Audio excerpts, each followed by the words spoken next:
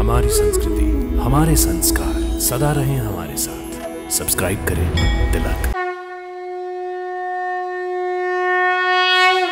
भक्तों सादर नमन, वंदन और अभिनंदन। भक्तों, देवभूमि हिमाचल में वैसे तो सभी देवी देवताओं के नाम से कई धार्मिक स्थल हैं, कई प्रसिद्ध तीर्थ हैं, कई पवित्र धाम हैं और आध्यात्मिक मंदिर हैं। ऐसा ही एक मंदिर है देवभूमि हिमाचल प्रदेश के सराहन स्थित भीमा काली मंदिर। हिमाचल प्रदेश के सराहन में स्थित भीमा काली मंदिर पौराणिक काल के सबसे प्राचीन और भव्य मंदिरों में से एक है। ये मंदिर शिमला से 180 किलोमीटर और रामपुर बुशहर से करीब 30 किलोमीटर की दूरी पर है। इस मंदिर को देवी के 51 शक्ति पीठों में से एक माना जाता है।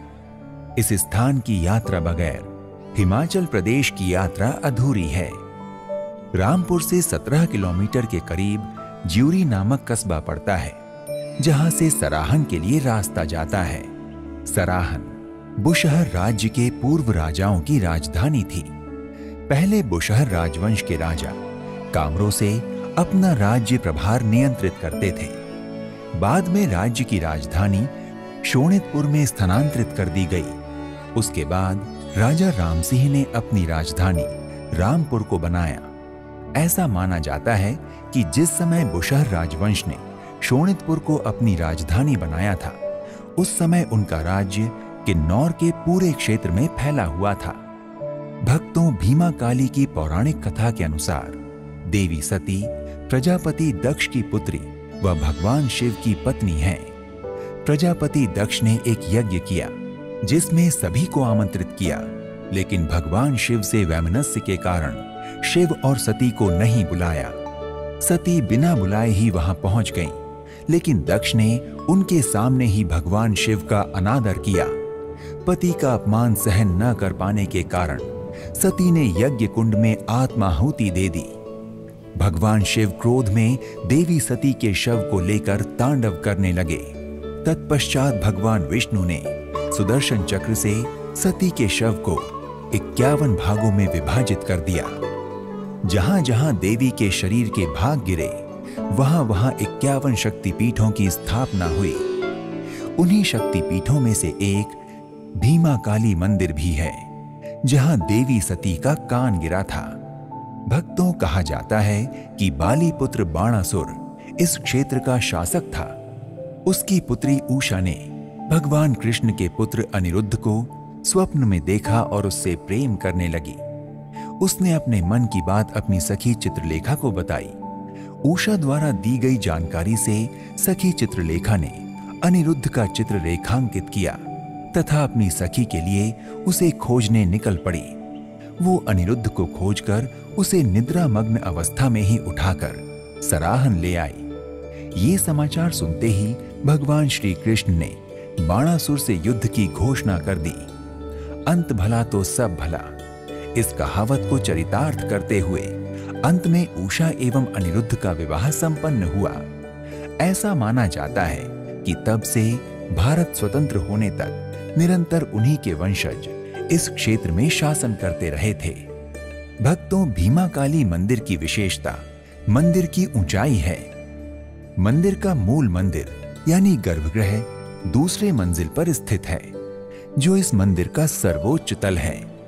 मंदिर के भीतर प्रथम तल में पर्वतराज हिमांचल की पुत्री देवी पार्वती जी का मंदिर है। भक्तों, भीमा काली मंदिर की वास्तुकला अति विशिष्ट है। वास्तुकला की तुलना में हिमाचल प्रदेश का कोई भी मंदिर इस मंदिर के आसपास भी नहीं है। नागर शैली में बने इस मंदिर के शिखर के चारों तरफ लकड़ी का गलियारा है, जिस पर ढलुआ छत है। मंदिर के ऊपरी मंजिल की खिड़कियों से चारों ओर के श्रीखंड पर्वतमालाओं के अप्रतिम दृश्य दिखाई देते हैं।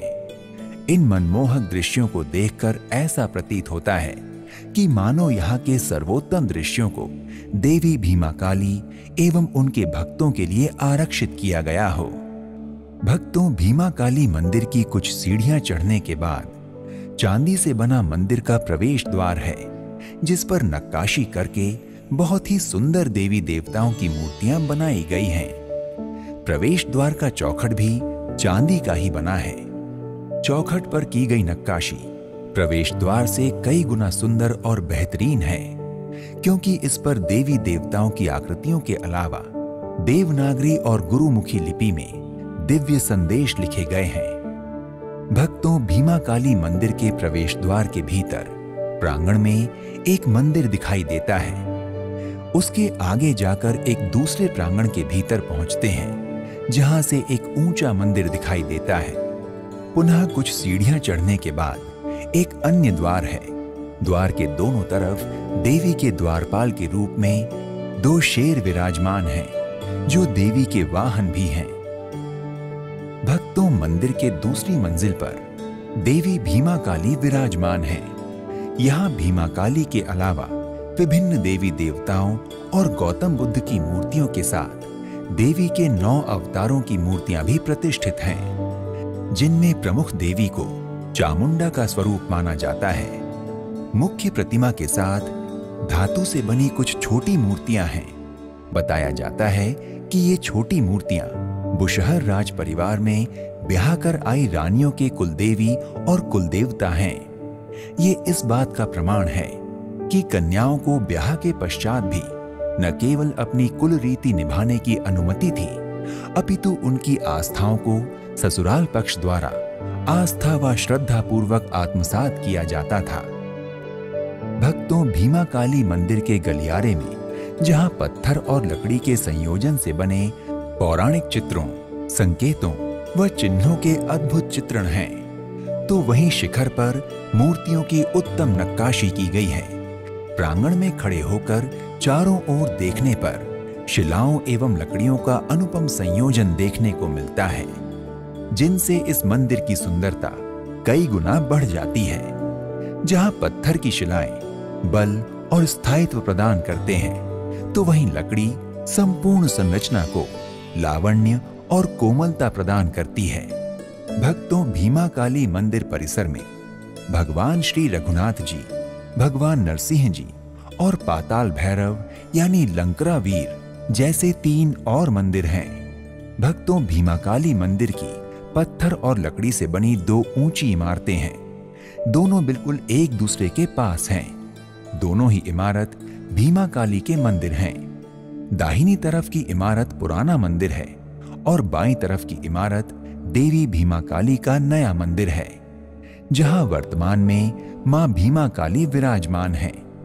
इस मंदिर का ऊपरी भाग काष्ठ यानी लकड़ी से बना है, जिनकी नक्काशी की सुंदरता अप्रतिम है। नए मंदिर का निर्माण 1940 के दशक में हुआ, किंतु देवी की मूर्ति वर्ष 1962 में प्रतिष्ठित की गई। मंदिर की पुरानी इमारत का प्रयोग अब भंडार गृह के रूप में किया जाता है। भक्तों, मंदिर परिसर में एक संग्रहालय है, जहां मंदिर में दशकों सदियों से इस्तेमाल की जाने वाली विभिन्न वस्तुओं का प्रदर्शन किया गया है। यहाँ प्रदर्शित विशाल प्राचीन पात्र इस बात की ओर इशारा करते हैं कि कभी यहाँ बहुत बड़ी संख्या में भक्तगण महाप्रसाद ग्रहण करते थे। यहाँ देवी के अनेक अस्त्र शस्त्रों के साथ संगीत के कई वाद्य यंत्र भी हैं। भक्तों, भीमा काली मंदिर में यात्रियों और पर्यटकों के ठहरने के लिए मंदिर ट्रस्ट द्वारा संचालित यात्री विश्राम गृह स्थित हैं, जहां कम मूल्यों में साफ सुथरे कमरे उपलब्ध हैं। इसके अतिरिक्त मंदिर के आसपास ठहरने के लिए होटल और गेस्ट हाउस भी उपलब्ध हैं। भक्तों, भीमा काली मंदिर में मंदिर ट्रस्ट द्वारा यात्रियों और पर्यटकों के लिए बहुत ही कम खर्च में भोजन उपलब्ध कराया जाता है और खास तौर पर नवरात्र के दिनों में तो यहाँ कई लोग आम श्रद्धालुओं के लिए सेवा भाव से लंगर की सुविधाएं भी उपलब्ध कराते हैं। वैसे यहाँ कई रेस्टोरेंट और भोजनालय हैं, जहाँ भोजन की अच्छी सुविधा उपलब्ध है। भक्तों, अगर आप हवाई जहाज से सराहन जाना चाहते हैं, तो उसके लिए भी याद रखें कि सराहन के लिए सबसे निकटतम हवाई अड्डा शिमला का जुबेरहट्टी हवाई अड्डा है, जो सराहन से लगभग 175 किलोमीटर दूर है और जुबेरहट्टी से सराहन पहुंचने में भी कम से कम 6 घंटे का समय लग जाता है। भक्तों, अगर आप ट्रेन से सराहन के भीमा काली मंदिर जाना चाहते हैं तो यहाँ एक बहुत बड़ी समस्या है, क्योंकि हिमाचल प्रदेश एक पहाड़ी क्षेत्र है, इसलिए यहाँ हर जगह ट्रेन की सुविधा नहीं है। इसलिए यहाँ का सबसे अच्छा और सबसे सस्ता साधन हिमाचल की रोडवेज बसें हैं। इसके अलावा आप टैक्सी, निजी वाहन और निजी बसों का भी इस्तेमाल कर शिमला पहुंच सकते हैं। शिमला से सराहन 160 किलोमीटर की दूरी पर है, इसलिए शिमला पहुंचकर आपको या तो टैक्सी लेनी होगी या फिर रोडवेज की बस। भक्तों, अगर आप भी भीमा काली मंदिर की यात्रा करना चाहते हैं तो अपने बजट और सुविधा के अनुसार अविलंब अपनी यात्रा का शुभारंभ कीजिए। तो आज के इस एपिसोड में इतना ही। एक नए धाम की यात्रा में फिर मिलते हैं। नमस्कार, प्रणाम, इति शुभम।